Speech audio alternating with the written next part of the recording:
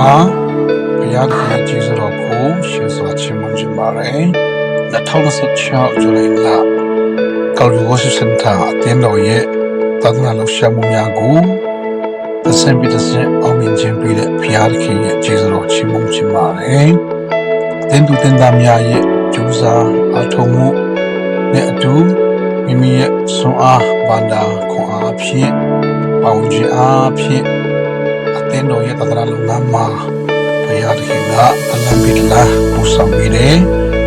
ဝိနည်းခရစ်တော်ထဲ၌လူသိများကိုဘုရားခင်ပြဆက်ပေးတာဖြစ်ပါတယ်ပြီးတဲ့အခါမှာအသင်းတော်ရဲ့လှုပ်ရှားမှုတစ်ခုစီတိုင်းနဲ့ဘုရားခင်ကတနေရာပြီးတနေရာတယောက်ပြီးတယောက်ဘုရားခင်ကသူရဲ့ကောင်းမြတ်ခြင်းကြောင့်ကိုမြင်တွေ့ခံစားစီပြီးတော့ယနေ့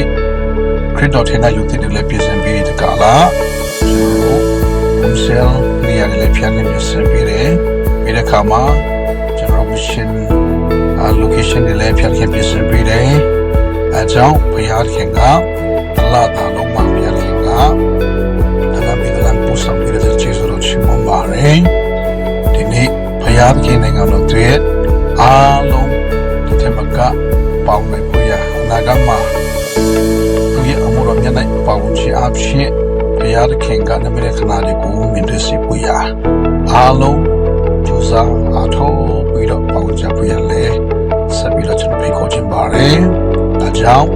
ဒီနေ့ဘုရားခင်ရဲ့အမှုတော်မြတ်၌အသက်တော်နဲ့ခရစ်တော်၌မြေကုမတော်များအားလုံးသဘောတူစွာဖြင့်မိမိရဲ့